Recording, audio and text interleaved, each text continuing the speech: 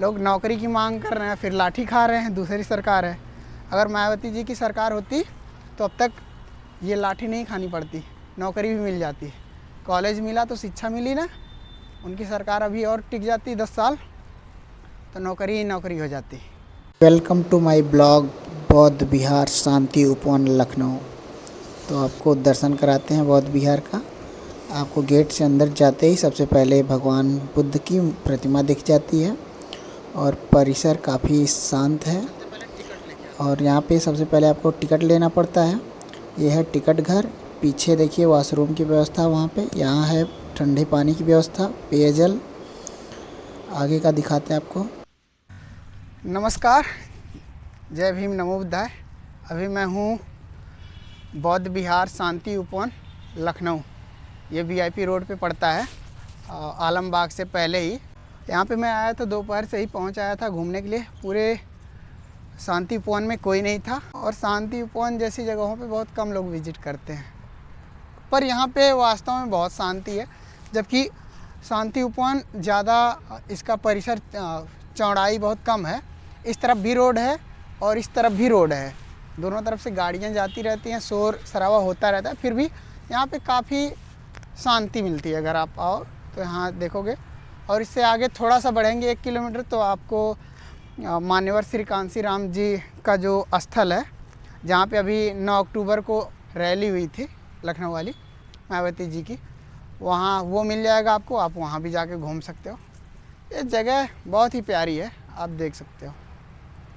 ये पीछे शयन कक्ष बना हुआ है, मैं उधर ही चल रहा हूँ धीरे धीरे। मेरे पास बताने के लिए बहुत कुछ नहीं है, क्योंकि मैं कोई स्क्रिप्ट तैयार करके आया नहीं हूँ और सीख रहा हूँ मैं ब्लॉगिंग कैसे करते हैं, वीडियो कैसे बनाते हैं। फिर भी मैं आगे का सीन आपको दिखाता हूँ क्या क्या है यहाँ पे। जो मेन चीज़ है, मुझे बस जो स्टैचू यहाँ पे दिखती वही है, और एक सामने लाइब्रेरी है, तो लाइब्रेरी में जाऊँगा नहीं, बाहर से ही दिखा के चला जाऊँगा। भगवान बुद्ध की एक प्रतिमा लगी हुई है, एकांत में अकेले ऐसे लगी हुई है। इस तरफ आप देखेंगे तो पूरा बौद्ध विहार पूरा फैला हुआ है उपवन। लगभग ये 3 से 4 किलोमीटर में फैला हुआ है, इतना ही चौड़ाई इसकी है। 50 मीटर होगी, इतनी ही चौड़ी है। और ये है हमारे आदर्श महापुरुष महामानव भगवान बुद्ध जिन्हें कहा जाता है, जो कि इन्होंने खुद ही कहा था कि दुनिया में कोई भी भगवान नहीं है। पर इनके मार्ग को भी पाखंड इसमें मिला के अलग अलग कहानियाँ बताई गई हैं कि 6 महीना जिंदा थे बिना कुछ खाए पिए, ऐसे ऐसे कुछ भी वक्त देते हैं, पर ऐसा कुछ है नहीं। उन्होंने खुद बताया था कि कभी भी इस पूरे संसार में कोई भी ईश्वर है नहीं, चमत्कार जैसी कोई चीज़ है नहीं यहाँ। पर जिनको पाखंड का धंधा करना है, उन्होंने इनके धर्म में भी ऐसा बातों को मेंशन कर दिया कि नहीं, चमत्कार होते हैं, बिना खाए पिए कोई 6 महीना जिंदा रह सकता है, दीमक लग जाएंगे शरीर में फिर भी जिंदा रहेगा। ये सब बातें, जैसे हाइबरनेशन होता है ना, पक्षी हाइबरनेट करते हैं, दूसरे देश के पक्षी जो हैं, या दूसरे देश में जो बर्फीले इलाके में मगर होते हैं, मगरमच्छ, वो लोग हाइबरनेशन की प्रक्रिया को अपनाते हैं। तो ऐसा ही यहाँ पे भी इसी संदर्भ में बताया गया था कि भगवान बुद्ध जो थे वो 6 साल तक तपस्या किए थे जंगल में, ये बात हुआ। तो बात ये सही है कि उस समय उनके मन में उथल पुथल बहुत मची हुई थी जब वो पहली बार अपने महल से निकले थे। तो और बच्चे थे वो जब उनको निकले थे घूमने के लिए, तो उनको बहुत ही ज़्यादा मन में व्याकुलता थी। तो उन्होंने सब कुछ छोड़ के त्याग के निकल लिए उस समय। तो जैसा उन्होंने दूसरों से जाना कि नहीं, ऋषि उसी लोग होते हैं जो साधु महात्मा होते हैं, वो क्या करते हैं, तप करते हैं जाके जंगल में। तो जंगल में तप करने की वजह से ज्ञान मिल जाता है। ठीक है, रुकिए मैं फ्रंट कैमरा खोल लेता हूँ। तो जैसे कि उनको ये पता चला कि जो साधु महात्मा होते हैं, लोग ज्ञानी लोग होते हैं, वो लोग जंगल में जाके तपस्या करते हैं तो उनको ज्ञान प्राप्त होता है। तो वो भी बालक थे, अबोध थे, तो उन्होंने फिर जैसा बताया गया वैसा उन्होंने तपस्या किया, जो भी था। अब वो राजकुमार थे ही, उनको संसाधन तो मिल ही जाते थे, हर चीज़, किसी चीज़ की कमी नहीं थी खाने पीने की। फिर भी उन्होंने तपस्या वपस्या किया, पर उससे उनको कुछ मिला नहीं, क्योंकि वो तो ऐसा तो है नहीं कि उनको अलग से आडंबर फैला के अपने लिए धन इकट्ठा करना था। वो खुद ही राजकुमार थे। तो उन्होंने वहाँ से जब कुछ नहीं मिला तो उन्होंने बुद्धि का मार्ग अपनाया, मतलब कि वो निकल पड़े धीरे धीरे, उन्होंने मध्यम मार्ग अपनाया। पीछे है मान्यवर श्री कांसीराम जी की प्रतिमा है। ये 4 प्रतिमाएं हैं मान्यवर श्री कांसीराम जी की चारों तरफ से। इसी तरीके से पीछे देखेंगे भगवान बुद्ध की भी ये 4 प्रतिमाएं एक साथ हैं। तो भगवान बुद्ध ने क्या किया कि वहाँ से निकले तो बाद में उन्होंने मध्यम मार्ग को अपनाया। ठीक है, मध्यम मार्ग का मतलब है उन्होंने ये बात जानी कि मिल मिला के जो उचित हो, जो न्याय करे वही धर्म है। मतलब कि उनका संदेश था कि सब लोग एक समान हैं, सबको जीवन मिला है और कोई छोटा या बड़ा नहीं है, और जो आवश्यक है, जो उचित है वही धर्म है। न्याय जिसमें मिले, सबको समान अधिकार मिले, ठीक है, वही धर्म है। बाकी कोई चमत्कार नहीं होता। इस बात को इन्होंने अपने तरफ से पूरी तरीके से साबित करने की कोशिश की थी। लेकिन उनके जाने के बाद पता नहीं क्या क्या बताया गया। लेकिन भगवान बुद्ध का जो त्रिपिटक है, त्रिपिटक में भी उन्होंने अपने संदेश दिए हैं और उन संदेशों को लोग अलग तरीके से प्रेजेंट करते हैं।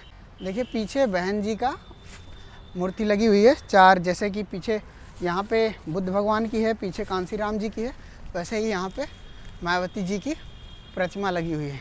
4 प्रतिमाएं चारों तरफ से। बस इतना ही मुझे दिखता है। और आगे की तरफ इस साइड में देखेंगे तो वहाँ लाइब्रेरी दिख रही है। ठीक है, उसके अंदर शायद मोबाइल कैमरा वैमरा ले जाना अलाउड नहीं है। और मैं बता दूं यहाँ का टिकट जो है मात्र 25 रुपये है। 25 रुपये में आप आओ, और जहाँ पे टिकट हम लेते हैं उसके बगल में आपको पेयजल मिल जाता है, पानी की अच्छी व्यवस्था है, वॉशरूम की व्यवस्था है, सब कुछ उसी में है। लाइब्रेरी का अलग से टिकट नहीं लेना, वो भी उसी में है। और ठीक है, आप आके आराम से पूरा दिन यहाँ पे बिता सकते हो। तो तीनों प्रतिमाएं इधर से दिख गई। वहाँ मान्यवर श्री कांसीराम जी की है, फिर भगवान बुद्ध की है, फिर यहाँ बहन जी की है प्रतिमा, और इसके बाद यहाँ लाइब्रेरी जो है उसकी तरफ चलते हैं। और बीच बीच में एक चीज़ ये है, ये स्तंभ है जो हाथी वाला, ये यहाँ भी है और बीच में भी लगा हुआ है। एक लास्ट में भी था जहाँ पे मैं उस तरफ घूम रहा था, जहाँ बुद्ध भगवान की एक सिंगल प्रतिमा है, वहाँ पे भी जो सुंदरीकरण किया गया है काफ़ी अच्छा है, शानदार लग रहा है। ग्रीनरी अच्छी लग रही है। आजकल यहाँ पे पानी अंदर नहीं भरा गया है, इसकी सफाई हुई है, इसमें पानी भरेंगे ये लोग जल्दी ही। सब चीज़ का धीरे धीरे मरम्मत हो रहा है। बौद्ध स्तंभ, ये देखिए लाइब्रेरी हमारी है। बस यहीं तक था, ब्लॉग यहीं पे समाप्त करते हैं। अब यहाँ से निकलेंगे, 1 मिनट और लगेगा और ब्लॉग को यहीं पे हम समाप्त कर देंगे। आपको बौद्ध विहार शांति उपवन कैसा लगा आप कमेंट में बताइएगा, और अपनी राय ज़रूर शेयर करिएगा। और कुछ लोगों का मैं कमेंट में एक ही बात सुनता हूँ कि इसको बनाने के बजाय अगर स्कूल कॉलेज बना देते। स्कूल कॉलेज भी बहुत बनाया है। अपने शासनकाल में बहन जी ने बहुत से स्कूल कॉलेज का भी निर्माण किया है। बाकी सबकी तरह नहीं कि जो कुछ भी करते रहते हैं, कहीं भी पैसे खर्च करते रहते हैं बिना सर पैर के मुद्दों पे। उन्होंने बहुत से कॉलेज बनवाए हैं, ठीक है, बहुत से कॉलेज की नींव रखी है। इसी वजह से इतने लोग आगे बढ़े हैं, जो कि अब लोग जब आगे बढ़ गए हैं तो लोग नौकरी की मांग कर रहे हैं, फिर लाठी खा रहे हैं। दूसरी सरकार है, अगर मायावती जी की सरकार होती तो अब तक ये लाठी नहीं खानी पड़ती, नौकरी भी मिल जाती। कॉलेज मिला तो शिक्षा मिली ना, उनकी सरकार अभी और टिक जाती 10 साल, तो नौकरी ही नौकरी हो जाती। आप लोग ब्लॉग को लाइक ज़रूर करिएगा, वीडियो को लाइक करिएगा, चैनल को सब्सक्राइब करिएगा और अपनी राय ज़रूर शेयर करिएगा। अब यहाँ से निकल जाएंगे। ये देखो पंचशील का झंडा दिख रहा है। तो हम आ चुके हैं बाहर, अब चलते हैं नहर चौक की तरफ, अम्बेडकर चौक की तरफ। मिलते हैं किसी और ब्लॉग में। जय भीम, नमो बुद्धाय।